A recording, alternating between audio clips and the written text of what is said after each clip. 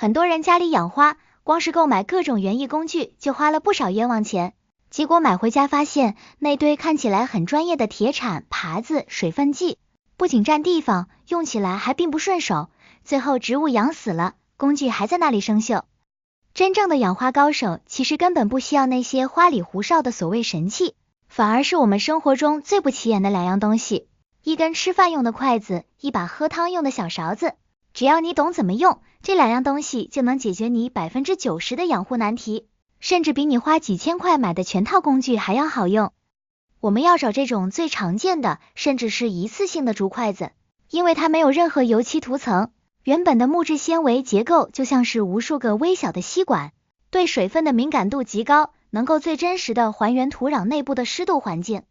你只要把这根筷子沿着花盆的边缘慢慢的插进去，一定要插得深一点，至少要插到花盆深度的3/4，或者是直接插到底部，因为花盆表面的土干得快，那不代表下面也干了，很多时候表土发白，下面还是淤泥一样的状态，这时候浇水就是雪上加霜。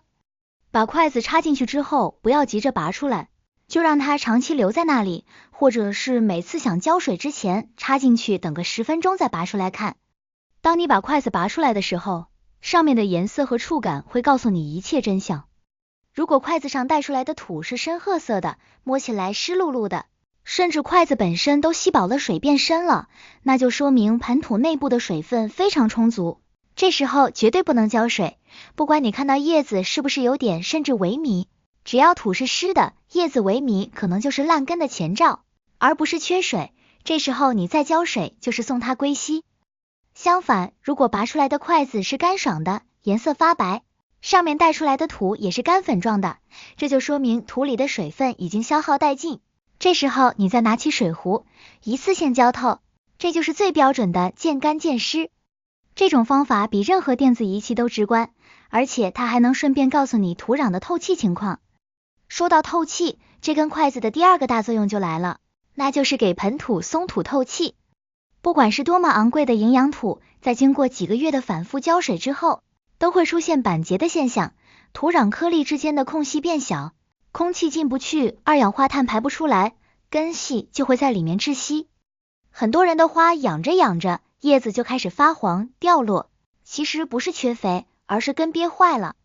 这时候如果你用那种大的园艺铲子去松土，很容易就切断了植物刚刚长出来的毛细根，这些毛细根是吸收养分的主力军，断了就等于伤了元气。但是筷子不一样，它细长圆润，杀伤力小，你可以用它在花盆表面轻轻的划拉，把表层板结的硬壳打破，让新鲜空气能钻进去。对于那些盆土板结比较严重的情况，筷子还能做垂直打孔。你可以在花盆边缘避开主根的位置，用筷子直直的戳几个深洞，这就像是给土壤安装了几个通风管道，让深层的土壤也能呼吸到空气，同时在下次浇水的时候，水能顺着这些孔洞流下去，避免了浇半截水的情况。很多时候你会发现，浇水的时候水直接从花盆边缘流走了，中间的土球还是干的，这就是土壤收缩导致的。这时候用筷子在土球中间扎几个眼，引导水流渗透进去，能瞬间解决土壤抗旱性的问题，让每一寸根系都喝到水。特别是对于刚刚换盆或者是刚买回来的植物，这根筷子更是必不可少的定海神针。我们在给植物上盆的时候，最怕的就是土没有填实，根系和土壤之间有空隙，也就是所谓的架空。根系悬空在空气里，吸不到水也吸不到肥，很快就会干枯死亡，导致刚种下的花立刻僵苗。这时候你用手去按压土面，只能压实表面，下面的空隙还是存在，而且压得太死又不透气。这时候就要用筷子一边填土，一边沿着盆壁内侧用筷子快速的插倒，让土壤颗粒顺着筷子的震动落下去，填满根系之间的每一个缝隙，让根和土完美结合，又不会把土压得像石头一样硬。对于那些根系比较发达的植物，比如君子兰、兰花，这种上盆手法是必须的，只有这样，根系才能在新的环境里快速浮盆，恢复生长。还有一些喜欢养多肉植物或者是微型盆栽的朋友，筷子更是调整植物形态的神器。有些多肉长得歪七扭八，或者是新种的小苗站不稳，你就可以把筷子插在旁边，用一根细绳或者是园艺扎带把植物和筷子轻轻绑在一起，做一个简单的支撑，等它的根系抓牢了土壤，腰杆硬了，再把筷子撤掉。对于那些容易倒伏的草花，比如刚发芽的波斯菊、矮牵牛，筷子也能起到很好的扶持作用，避免倒伏引起的茎秆腐烂。说完了筷子，我们再来看看那把被你忽略的勺子。这里说的勺子最好是那种不锈钢的长柄勺，或者是以前买布丁、优格送的那种塑料小勺子。别看它小，在精细化养护方面，它比任何铲子都好用。养花大神和新手的区别，往往就在于对细节的把控，尤其是在施肥和铺面这2个环节上。我们都知道，施肥最忌讳的就是贪多，宁少勿多是永恒的真理。但是商家包装袋上写的2克、3克，对于没有电子秤的普通家庭来说，简直就是个玄学概念。很多人就是凭感觉，抓一把撒进去，结果就是烧根，叶子焦边，整盆花废掉。这时候，一把固定大小的勺子就是你最精准的量具。比如平时我们喝咖啡用的小勺，平平的一勺大概就是1克到2克之间。我们吃饭用的汤勺，平勺大概是10克左右。你自己先称量一次，记住了这个分量，以后每次施肥，不管是颗粒缓释肥还是粉末状的水溶肥，都能做到心中有数。比如说给多肉植物撒缓释肥，小盆的一般只需要10几粒，你用手去抓很难控制，而且手上的汗液和油脂会让剩下的肥料受潮变质。用一个小勺子轻轻一舀，正好就是那个量，直接倒在盆土表面，干净卫生又精准。特别是对于那些带有刺激性气味的农药颗粒，比如小白药、小紫药，用来防虫的，直接用手接触对身体不好，用勺子就是最好的防护隔离，既能把药送到根部附近，又不会弄脏手。勺子还有一个绝妙的用法，就是在给植物铺面的时候。现在大家养花都讲究美观，喜欢在土面上铺一层陶粒、火山石或者是麦饭石，既能防止浇水的时候泥土飞溅，又能防止小黑飞虫在土里产卵。但是对于那些长得很茂密、叶片铺满盆面的植物，比如爆盆的紫米粒，或者是长得很紧凑的玉露，你想把铺面石倒进去非常困难，一不小心就倒在叶心里面，清理不出来就会导致烂心。这时候长柄勺子就派上用场了，它可以像手术刀一样，穿过密集的叶片缝隙，把铺面石精准的送到土面上，哪怕是再狭小的角落也能覆盖到位，让你的盆栽看起来整洁漂亮，瞬间提升好几个档次。而且对于那些特别怕水溅到叶子上的植物，比如大岩桐、非洲紫罗兰，或者是布满白粉的多肉植物，用大喷壶或者是水管浇水简直就是灾难。水珠留在叶子上，太阳一晒就会形成透镜效应，把叶片灼伤出一个个难看的斑点，甚至引起叶片腐烂。这时候勺子就是最好的浇水工具，你可以用勺子舀着水，沿着花盆的边缘，一点一点的喂给它，完全避开叶片，直接润湿根部的土壤。这种慢工出细活的浇水方式，虽然看起来慢，但是每一滴水都被土壤有效吸收了，没有流失，也没有伤害到植物。对于那些珍贵的、比较娇气的品种，这种保姆式的照顾是它们能长出极品状态的关键。勺子在移栽小苗的时候，也是一把超级好用的微型铲子。当你播种的种子发芽了，密密麻麻的挤在一起，需要把它们分出来单独种的时候，大的铲子一铲下去，可能就会伤到好几棵苗的根系。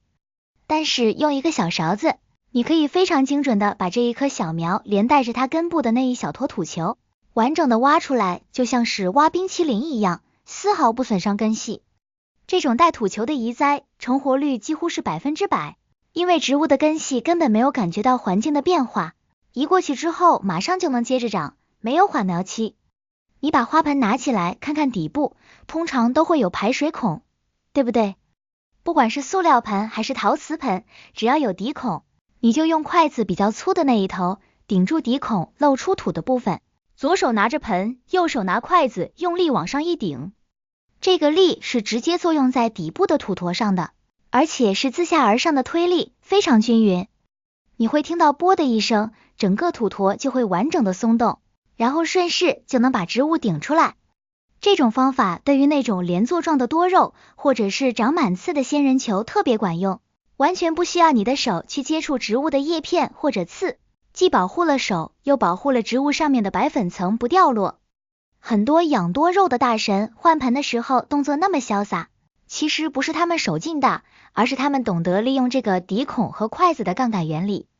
接着我们再来说说虫害的处理。养花最怕的就是长介壳虫，就是那种贴在茎干上、叶子背面，像一个个白色小盾牌一样的虫子。它们的外壳有一层蜡质，你喷药很难渗透进去，而且它们吸食植物的汁液，繁殖速度极快。如果你用手去抠，那个虫体爆浆的感觉非常恶心，而且手指甲很容易划伤植物表皮，造成伤口感染。这时候筷子的棱角就是最好的刮刀。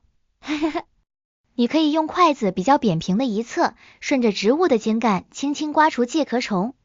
因为竹子或者木头的硬度比植物的表皮稍微软一点，或者差不多，只要你力度控制得当，就能把虫子刮下来的同时，不伤到植物的韧皮部。这就好比是给植物做刮痧，把这些吸血鬼全部清理干净，然后再用酒精棉球擦一下，效果比单纯喷药好10倍。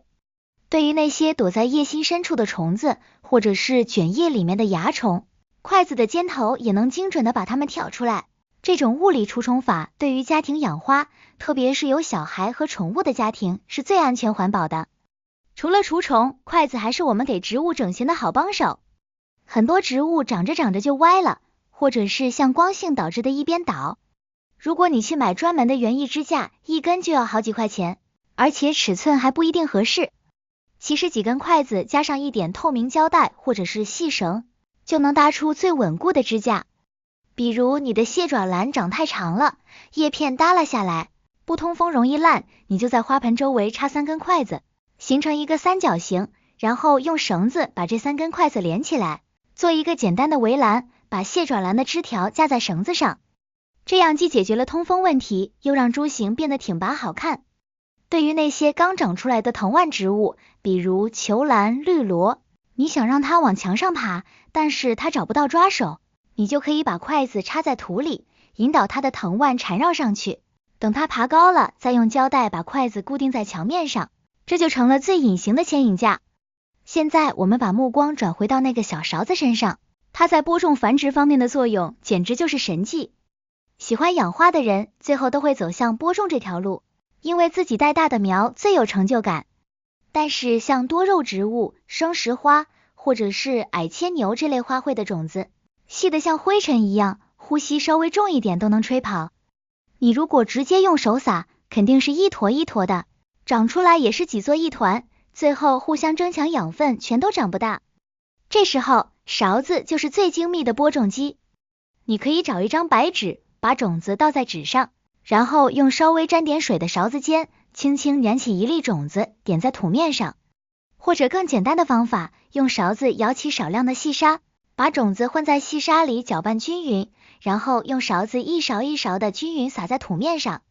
因为勺子的边缘是圆弧形的，你抖动的时候，沙子和种子会像瀑布一样均匀的洒下来，不会堆积在某一个点。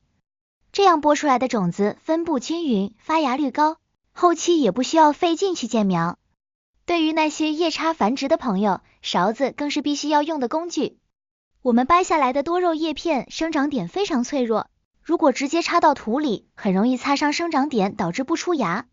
正确的方法是平铺在土面上，但是土面如果是平的，叶片的生长点有时候接触不到土壤，或者根长出来后扎不进土里，干在半空中。这时候你可以用勺子的背面在土面上压出一个个浅浅的小坑，形状刚好贴合叶片的弧度，把叶片斜靠在这个小坑里，生长点就能微微埋入土中，既透气又能感应到土壤的湿气，生根发芽的速度会快很多。而且当你需要把长出小苗的叶片移栽的时候，用勺子从下面连土一起缠起来，就像端着一个小摇篮一样，完全不会惊动刚长出来的嫩根。还有一个非常实用的技巧，就是利用勺子来给植物喂药或者喂活力素。有时候植物生病了，或者是姜苗不长了，我们需要给它灌根一些杀菌剂或者生根水。如果你用喷壶喷，药水大部分都流失了，而且弄得满地都是。用大水壶浇，又怕水量太大造成烂根。这时候你可以配好高浓度的药液，放在一个小杯子里，然后用勺子一勺一勺的淋在植物根部的茎基部。这种定点给药的方式，能保证药液顺着主根流下去，直接作用于病灶，一点都不浪费。特别是对于治疗根腐病或者黑腐病早期，需要用到多菌灵或者恶霉灵的时候，用勺子浇灌能精准控制药量，效果立竿见影。这把勺子还能帮你解决花盆积水的问题。很多新手买的花盆底下的托盘和花盆是连体设计的，或者是托盘太深，浇完水之后积水在托盘里倒不出来，植物泡在水里半天就烂根。这时候你可以用勺子把托盘里的积水一勺一勺的舀出来。虽然听起来有点笨，但是在不搬动沉重花盆的前提下，这是最有效的排水方法。特别是那种大型的落地盆栽，几百斤重，你根本搬不动，每次浇水多了，底盘满了，用勺子舀水就是救命的招数。其实把筷子和勺子结合起来用，还有更多意想不到的妙处。比如我们在做微景观或者瓶颈的时候，瓶口很小，手伸不进去，你可以用胶带把勺子绑在筷子上，把筷子加长，这就变成了一个深孔挖掘机。你可以伸进瓶子里去挖坑、填土、铺石子，甚至可以用它来调整里面小摆件的位置。再比如，你想给植物施那种颗粒状的缓释肥，但是土面铺了铺面石，肥料掉在石头缝里不好看，也没法接触土壤。你可以先用筷子在土里戳个洞，然后用勺子尖顺着筷子把肥料颗粒导流进那个洞里，最后把筷子一抽，土一盖，神不知鬼不觉地完成了深层施肥，既美观又高效。说了这么多，其实我想传达给各位花友的一个核心理念就是，养花这件事，不要被器材党带偏了节奏。现在网络上有很多视频，动不动就推荐你买全套的进口工具，一把剪刀几百块，一个铲子几百块，好像没有这些东西就养不好花一样。这其实是一种消费主义的陷阱。植物是活的，它认的是水、土、光、风，它不认你手里拿的是钛合金的铲子，还是吃饭的不锈钢勺子。真正的高手是懂得观察植物的语言，懂得利用手边的资源去模拟植物需要的环境。筷子之所以好用，是因为它是木质的，它像根系一样对水敏感。勺子之所以好用，是因为它的形状符合流体力学，能精准控制物质的移动。当我们拿起筷子和勺子去养花的时候，我们是在用一种最朴素、最接地气的方式与自然交流。这不仅省钱，更是一种生活智慧的体现。试想一下，当你早起给花浇水的时候，随手拿起那根用了很久的竹筷子，插进土里，拔出来看一眼，那种对植物状态了如指掌的自信。当你给心爱的多肉铺面的时候，用小勺子一点一点把彩色的石子填满盆边，那种专注和静气，这才是养花带给我们的真正乐趣。不是为了展示工具，而是为了享受过程。所以从今天开始，不要再急着去清空你的购物车了，去厨房里找一找，也许那根被你冷落的旧筷子，那个不再使用的塑料勺子，就是你通往养花大神之路的秘密武器。把这几千字的方法记在心里，去实践，去尝试，你会发现，原来把花养好，真的只需要这一份细心和这两样简单的不能再简单的工具。